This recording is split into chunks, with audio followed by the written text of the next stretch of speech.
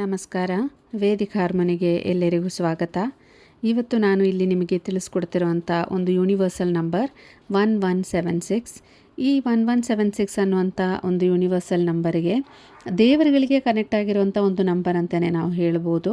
ಹಾಗೆ ಅದರ ಜೊತೆಯಲ್ಲಿ ಪ್ರಪಂಚಕ್ಕೆ ಸಂಬಂಧಪಟ್ಟಂಥ ಒಂದು ನಂಬರ್ ಅಂತ ಕೂಡ ಹೇಳ್ಬೋದು. ಯಾಕೆಂದರೆ ಈ ನಂಬರಿಗೆ ತುಂಬಾ ಶಕ್ತಿ ಇದೆ.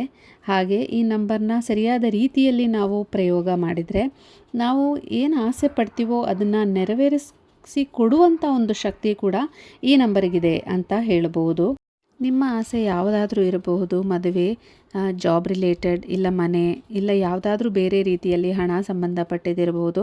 ಯಾವುದಾದ್ರೂ ಒಂದು ರೀತಿಯ ಆಸೆ ಆಗಿದ್ದರೂ ಕೂಡ ಈ ಒಂದು ನಂಬರನ್ನು ನೀವು ಪ್ರಯೋಜನಕ್ಕೆ ತರಿಸ್ಕೋಬಹುದು. ಯಾವ ರೀತಿ ಇದನ್ನು ಮಾಡಬೇಕು ಅಂತ ನೋಡೋದಾದರೆ, ಮೊದಲನೇದಾಗಿ ನಿಮಗೆ ಒಂದು ಗ್ರೀನ್ ಕಲರ್ ಪೆನ್ ಇಲ್ಲ ರೆಡ್ ಕಲರ್ ಪೆನ್, ಅಂದರೆ ಹಣ ಸಂಬಂಧಪಟ್ಟಿದ್ದಾಗಿ ನೀವು ಬರೆಯೋದಾದರೆ ನೀವು ಇಲ್ಲಿ ಗ್ರೀನ್ ಕಲರ್ ಪೆನ್ ಯೂಸ್ ಮಾಡಬೇಕಾಗತ್ತೆ.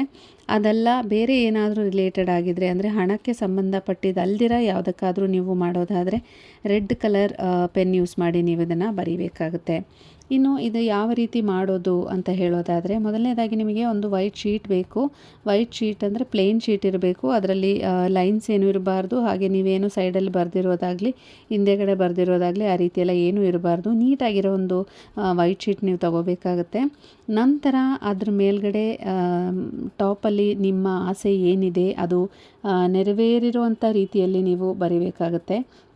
ಅಂದರೆ ಈಗ ನನಗೆ ಜಾಬ್ ಬೇಕಾಗಿದೆ ಅಂದರೆ ಜಾಬ್ಗೋಸ್ಕರ ನೀವು ಮಾಡ್ತಿದ್ದೀರಾ ಅನ್ನೋದಾದರೆ ನನಗೆ ಜಾಬ್ ಸಿಕ್ತು ಅಂತ ಬರಿಬೋದು. ಇಲ್ಲ ಮನೆ ಸಂಬಂಧಪಟ್ಟ ಅಂದರೆ ನಿಮಗೆ ಮನೆ ಕಟ್ಟಬೇಕು ಅನ್ನೋ ಆಸೆ ಆದರೆ ನನಗೆ ಮನೆ ಕಟ್ಟಾಯಿತು ಅಂತ ಹೇಳ್ಬೋದು.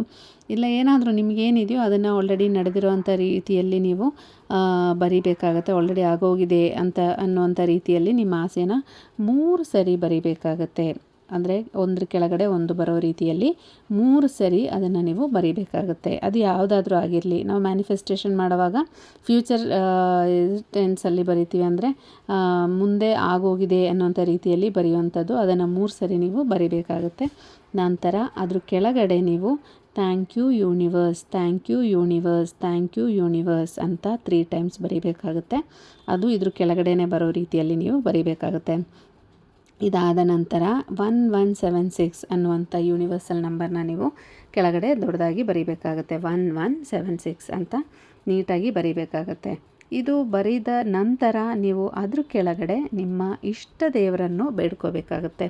ಅದು ಯಾವ ದೇವರಾದರೂ ಇರ್ಬೋದು. ನಿಮ್ಮ ಮನೆ ದೇವರೇ ಆಗಬೇಕು ಅಂತಿಲ್ಲ. ನಿಮಗೆ ಯಾವುದಾದ್ರೂ ಒಂದು ದೇವ್ರ ಮೇಲೆ ತುಂಬ ಕನೆಕ್ಷನ್ ಇರುತ್ತೆ. ಅಂದರೆ ನಮಗೆ ಸಡನ್ನಾಗಿ ಏನೇ ಒಂದು ಕಷ್ಟ ಬಂದ ತಕ್ಷಣ ಆ ದೇವ್ರ ಹೆಸರಾಗಲಿ ಆ ದೇವ್ರ ಮುಖ ಆಗಲಿ ಯಾವುದಾದ್ರೂ ಒಂದು ರೀತಿಯಲ್ಲಿ ಕನೆಕ್ಟ್ ಆಗಿಬಿಟ್ಟಿರ್ತೀವಿ ನಾವು. ಆ ಒಂದು ಇದು ಸಡನ್ನಾಗಿ ನಿಮ್ಗೆ ಯಾರು ನೆನಪಿಗೆ ಬರ್ತಾರೋ, ಇಲ್ಲ ನನಗೆ ಈ ದೇವ್ರು ಕಂಡ್ರೆ ತುಂಬ ಇಷ್ಟ, ಇಲ್ಲ ನೀವು ರೆಗ್ಯುಲರಾಗಿ ಯಾವುದಾದ್ರೂ ಒಂದು ದೇವ್ರನ್ನ ಬೇಡ್ಕೊಂತಿರ್ತೀರಾ, ಆ ರೀತಿಯಾದರೂ ಯಾವುದಾದ್ರೂ ಒಂದು ದೇವರಿದ್ದರೆ ನಿಮ್ಮ ಮನಸ್ಸಲ್ಲಿ ನೀವು ಆ ದೇವರ ಹೆಸರನ್ನು ನೀವು ಇಲ್ಲಿ ದೇವರನ್ನು ಮನಸ್ಸಲ್ಲಿ ನೆನೆಸ್ಕೊಂಡು ಆ ದೇವರ ಹೆಸರನ್ನು ನೀವು ಇಲ್ಲಿ ಕೆಳಗಡೆ ಬರೀಬೇಕಾಗುತ್ತೆ. ಅದು ಯಾವ ದೇವರಾದ್ರೂ ನೀವಲ್ಲಿ ಕೆಳಗಡೆ ಅದೇ ಹೆಸರಲ್ಲಿ ಬರ್ಬೋದು. ನಿಮ್ಗೆ ಆ ಥರ ಇಷ್ಟ ಇಲ್ಲ, ಆ ಥರ ಅಂದರೆ ಯಾವುದೇ ಸಪ್ರೇಟಾಗಿ ಆ ಥರ ಇಷ್ಟ ಅಂತ ಏನಿಲ್ಲ, ನನಗೆ ಎಲ್ಲ ದೇವರು ಇಷ್ಟ ಅನ್ನೋದಾದರೆ ನಿಮ್ಮ ಮನೆ ದೇವ್ರ ಹೆಸರನ್ನ ನೀವಲ್ಲಿ ಬರೀಬೋದು. ಇದಿಷ್ಟು ನೀವು ಮಾಡಿದ ನಂತರ ನಾನು ಸ್ಕ್ರೀನ್ ಮೇಲೆ ಆಲ್ರೆಡಿ ಕೊಟ್ಟಿದ್ದೀನಿ, ನೀವು ಚೆಕ್ ಮಾಡ್ಕೋಬೋದು ಯಾವ ರೀತಿ ಬರೀಬೇಕು ಅಂತ. ಈ ರೀತಿ ನೀವು ಬರೀಬೇಕಾಗುತ್ತೆ. ಕನ್ನಡದಲ್ಲಾದರೂ ಬರೀಬೋದು, ಇಲ್ಲ ಇಂಗ್ಲೀಷಲ್ಲಾದರೂ ಬರೀಬೋದು. ನಿಮ್ಮ ಇಷ್ಟ, ನಿಮ್ಮ ಭಾಷೆ ಯಾವುದಿದೆಯೋ ನೀವು ಅದರ ಪ್ರಕಾರ ನೀವು ಇಲ್ಲಿ ಬರೀಬೋದು. ನಂತರ ಈ ಪೇಪರನ್ನು ನೀವು ಕೈಯಲ್ಲಿ ಇಟ್ಕೊಂಡು ನೀವು ನಿಮ್ಮ ಇಷ್ಟ ದೇವರನ್ನ ಮನಸ್ಸಲ್ಲಿ ನೆನೆಸ್ಕೊಂಡು ನೀವು ಏನಕ್ಕೋಸ್ಕರ ನೀವು ಇದನ್ನು ಮಾಡ್ತಿದ್ದೀರಾ ಅನ್ನೋದನ್ನು ನೀವು ಒಂದ್ಸರಿ ಬೇಡ್ಕೋಬೇಕಾಗತ್ತೆ ದೇವರಲ್ಲಿ.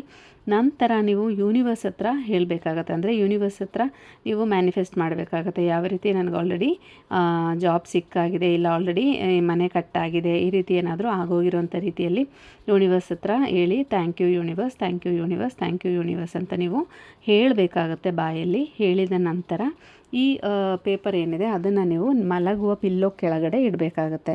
ನಿಮ್ಮ ಪಿಲ್ಲೋ ಕೆಳಗಡೆನೇ ಬರಬೇಕು. ನೀವು ಯಾವುದೋ ಪಿಲ್ಲೋ ಕೆಳಗಿಟ್ಟು ಯಾರೋ ಮಲಗೋ ಥರ ಇರಬಾರ್ದು. ನೀವು ಮಲಗುವಂಥ ಪಿಲ್ಲೋ ಕೆಳಗೆ ನೀವಿಟ್ಟು ನಂತರ ನೆಕ್ಸ್ಟ್ ದಿನ ಬೆಳಗ್ಗೆ ಎದ್ದೇಳುವಾಗ, ಅಂದರೆ ನೀವು ಇವತ್ತು ಬರೆದಿದ್ದೀರಾ ಅಂದ್ಕೊಳ್ಳಿ, ಅದು ಯಾವ ದಿನ ಬೇಕಾದ್ರೂ ಬರಿಬೋದು. ಇದಕ್ಕೆ ಇಂಥ ದಿನ ಇಂಥ ಸಮಯ ಈ ರೀತಿ ಯಾವುದೂ ಇಲ್ಲ.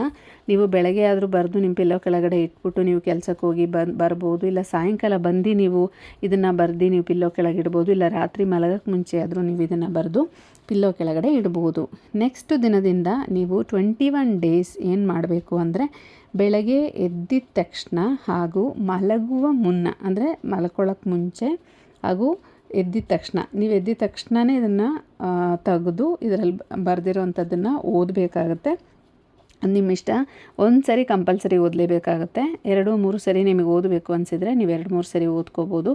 ಇಲ್ಲ 1 ಟೈಮ್ ಓದ್ಬಿಟ್ಟು ಮತ್ತೆ ವಾಪಸ್ ಅಲ್ಲೇ ಇಡಬೇಕಾಗತ್ತೆ. ರಾತ್ರಿ ಕೂಡ ನೀವು ಮಲಗುವ ಮುನ್ನ ಇದನ್ನು ಓದಬೇಕು. ಅಂದರೆ ನೀವು ಓದಿದ ನಂತರ ಮತ್ತೆ ಮೊಬೈಲ್ ನೋಡೋದು ಆ ರೀತಿಯೆಲ್ಲ ಬೇರೆ ಯಾವುದೇ ಒಂದು ರೀತಿಯಾದಂಥ ಇನ್ನೊಬ್ಬರ ಜೊತೆ ಮಾತಾಡ್ಕೊಂಡು ಕೂತ್ಕೊಳ್ಳೋದಾಗಲಿ ಬೇರೆ ಆ ಥರ ಏನೂ ಮಾಡೋಂಗಿಲ್ಲ.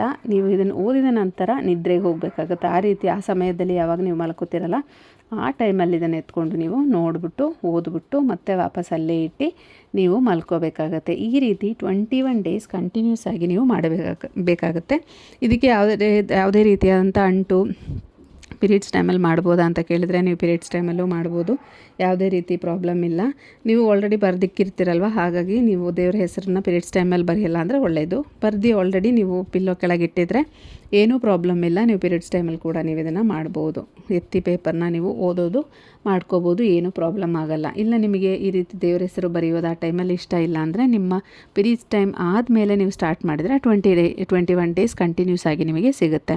ಸೊ ಆ ರೀತಿ ಕೂಡ ಮಾಡ್ಕೋಬೋದು. ಆದರೆ ಬೇರೆ ಯಾವುದೇ ರೀತಿಯಾದಂಥ ಇದಕ್ಕೆ ರೆಸ್ಟ್ರಿಕ್ಷನ್ಸ್ ಏನೂ ಇಲ್ಲ.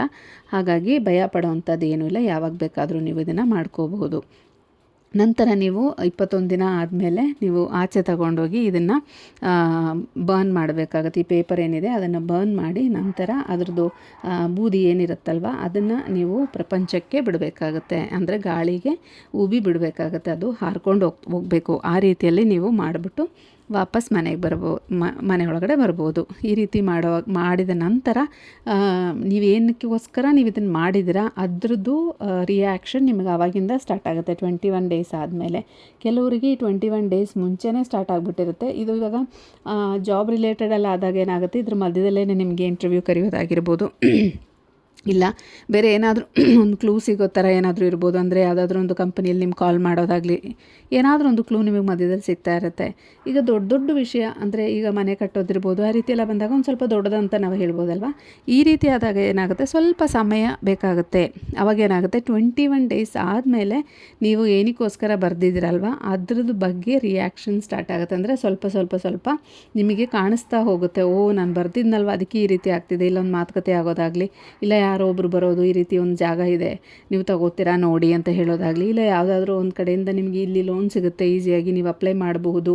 ಆವಾಗ ನಿಮ್ಮ ಮೈಂಡಲ್ಲಿ ಓಕೆ ನಾನು ಇಲ್ಲಿ ಅಪ್ಲೈ ಮಾಡಿದರೆ ಆ ದುಡ್ಡು ಬರುತ್ತೆ, ನಾನು ಒಂದು ಜಾಗ ತಗೋಬೋದು. ಈ ರೀತಿಯಾದಂಥ ಒಂದೊಂದು ಸ್ಟೆಪ್ಪು ನಿಮಗೆ ಮುಂದೆ ಹೋಗ್ತಾ ಇರುತ್ತೆ. ಅಂದರೆ ಒಂದೊಂದು ಸ್ಟೆಪ್ಪು ಮುಂದೆ ಬರ್ತಾ ಹೋಗುತ್ತೆ. ಹಾಗೆ ನಿಮಗೆ ಧೈರ್ಯ ಕೂಡ ಮುಂದೆ ಬರುತ್ತೆ. ಎಷ್ಟು ಜನಕ್ಕೆ ಧೈರ್ಯನೇ ಇರಲ್ಲ ಕೆಲವೊಂದು ವಿಷಯಗಳು ಮಾಡೋಕ್ಕೆ.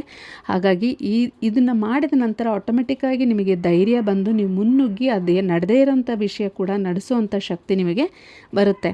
ಇದು ಮನೆ ಕಟ್ಟೋದಾಗಲಿ ಈ ರೀತಿ ಜಾಬ್ಗೋಸ್ಕರ ಮಾತ್ರ ಅಲ್ಲ, ಹಲವಾರು ವಿಷಯಗಳಿಗೋಸ್ಕರ ಮಾಡ್ಬೋದು. ಅಂದರೆ ಹಣ ಸಂಬಂಧಪಟ್ಟಿದ್ದಿರ್ಬೋದು, ಹಣ ವಾಪಸ್ ಬರೋಕ್ಕಿರ್ಬೋದು, ಮಕ್ಕಳ ಎಜುಕೇಷನ್ಗಿರ್ಬೋದು, ಹಲವಾರು ವಿಷಯಗಳಿಗೆ ನೀವು ಇದನ್ನು ಟ್ರೈ ಮಾಡಿ ನೋಡ್ಬೋದು. ಇದಕ್ಕೆ ನಾನು ಹೇಳ್ದಂಗೆ ಯೂನಿವರ್ಸಲ್ ನಂಬರ್ ಆಗಿರೋದ್ರಿಂದ ಅದಕ್ಕೊಂಥರ ಎಕ್ಸ್ಟ್ರಾ ಶಕ್ತಿ ಇದೆ, ಎಕ್ಸ್ಟ್ರಾ ಪವರ್ ಇದೆ ಅಂತಲೇ ಹೇಳ್ಬೋದು. ಹಾಗಾಗಿ ಯಾರು ಬೇಕಾದರೂ ಇದನ್ನು ಪ್ರಯೋಗ ಮಾಡಿ ನೋಡ್ಬೋದು. ಗಂಡಸರಾದರೂ ಮಾಡ್ಬೋದು, ಹೆಂಗಸರಾದರೂ ಮಾಡ್ಬೋದು. ಇಂಥವರೇ ಮಾಡಬೇಕು ಅಂತ ಏನೂ ರೆಸ್ಟ್ರಿಕ್ಷನ್ಸ್ ಇಲ್ಲ. ಇದಕ್ಕೆ ಇಂಥ ದಿನ ಮಾಡಬೇಕು ಅಂತ ಏನೂ ಇಲ್ಲ, ಇಂಥ ಟೈಮಲ್ಲಿ ಮಾಡಬೇಕು ಅಂತೇನಿಲ್ಲ. ಏನು ಈ ರೀತಿ ರಿಸ್ಟ್ರಿಕ್ಷನ್ಸ್ ಇಲ್ಲದೆ ಇರೋದ್ರಿಂದ ಯಾವಾಗ ಬೇಕಾದರೂ ನೀವು ಫ್ರೀಯಾಗಿ ಇದನ್ನು ಟ್ರೈ ಮಾಡಿ ನೋಡ್ಬೋದು. ಎಲ್ಲರೂ ಒಂದು ಸರಿ ಅಟ್ಲೀಸ್ಟ್ ನಿಮ್ಮ ಒಂದು ಆಸೆನ ಅಂದರೆ ಪಾಸಿಟಿವ್ ಮೈಂಡ್ಸೆಟ್ಟಿಂದ ನಿಮ್ಮ ಆಸೆನ ನೀವು ಬರೆದು ಟ್ರೈ ಮಾಡಿ ಅಂತ ಹೇಳ್ತೀನಿ. ಯಾಕೆಂದರೆ ಪಾಸಿಟಿವ್ ಮೈಂಡ್ಸೆಟ್ ತುಂಬಾ ಇಂಪಾರ್ಟೆಂಟ್ ಆಗಿರುತ್ತೆ.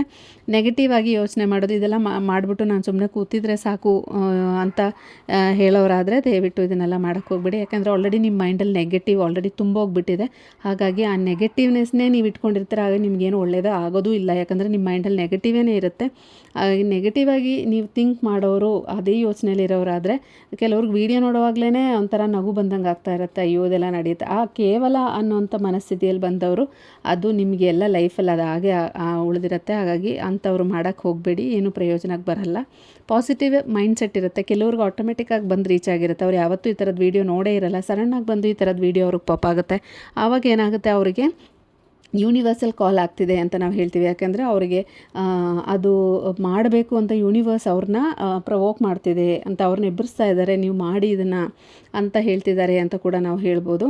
ಹಾಗಾಗಿ ನಿಮಗೆ ಫಸ್ಟ್ ಟೈಮ್ ಏನಾದರೂ ಈ ಥರದ್ದು ವಿಡಿಯೋ ರೀಚ್ ಆಗ್ತಿದ್ರೆ ಅದನ್ನು ಪ್ರಯೋಜನಕ್ಕೆ ತಂದುಕೊಳ್ಳಿ ಅಂತ ಹೇಳ್ತಾ, ಈ ವಿಡಿಯೋ ನಿಮಗೆ ಇಷ್ಟ ಆಗಿದರೆ ನನ್ನ ಚಾನಲನ್ನು ಸಬ್ಸ್ಕ್ರೈಬ್ ಮಾಡಿ. ಹಾಗೆ ಮುಂದಿನ ವಿಡಿಯೋದಲ್ಲಿ ಸಿಗುವವರೆಗೂ ನಮಸ್ಕಾರ.